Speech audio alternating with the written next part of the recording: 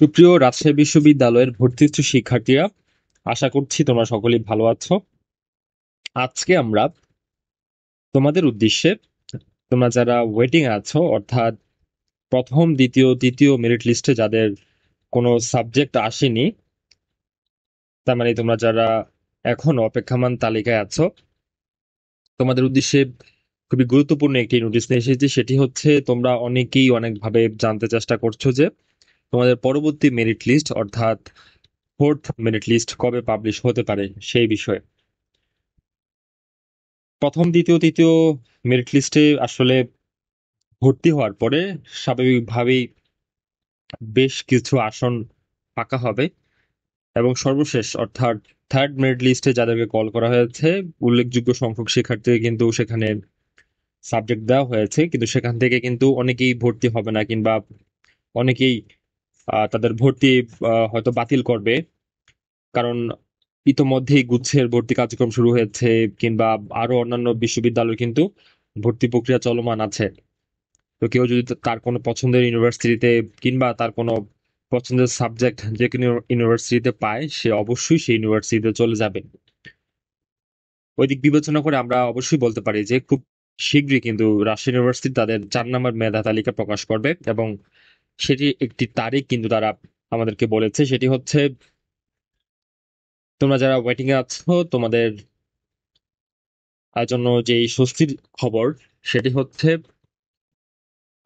যারা ভর্তি বাতিল করবে কিংবা নতুন করে যারা ভর্তি হবে না, সেই আসন ফাঁকা থাকা সাপেক্ষে তোমরা যারা ওয়েটিং এ আছো, সেই ওয়েটিং লিস্টের মেরিট পজিশন অনুযায়ী আগামী 3রা জুলাই 2025 তোমাদের এই ইউনিটের ফোর্থ মেরিট লিস্ট প্রকাশিত হবে। আমরা আশা করছি সেখানে অবশ্যই তোমরা যারা ওয়েটিং এ আছো তোমরা সাবজেক্ট পাবা, কারণ আমরা তোমাদের মনের অবস্থা, পারিবারিক সামাজিক অবস্থা সেটি বুঝতে পারছি। আসলে ওয়েটিং এ থাকা মোটেও সুখকর কোনো বিষয় নয়। তো আমরা প্রতিনিয়ত চেষ্টা করি যে তোমাদের যে প্রশ্নগুলো আছে, তোমাদের মনে যে প্রশ্নগুলো উত্থাপিত হয় সেগুলো নিয়ে আমরা তোমাদেরকে তথ্য জানানোর জন্য, যাতে তোমরা একটু হলেও স্বস্তিতে থাকো। পরবর্তীতে আমরা দেখার চেষ্টা করব বাকি ইউনিটগুলো। তোমরা ইতিমধ্যেই জেনেছো তোমাদের এই ইউনিটের ফোর্থ মেরিট লিস্ট দেওয়ার যে সম্ভাব্য তারিখ।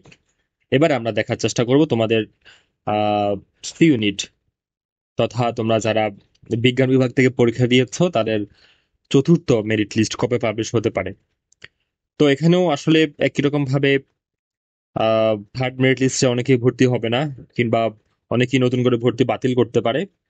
সেক্ষেত্রে তোমাদের সি ইউনিটে বিজ্ঞান বা অবিজ্ঞান শাখা থেকে অনেকগুলো আসন ফাঁকা হওয়ার সম্ভাবনা আছে, এবং বিগত বছরগুলোতে সেগুলো হয়ে আসছে, বা অন্যান্য ইউনিভার্সিটিতে এরকমটা হয়।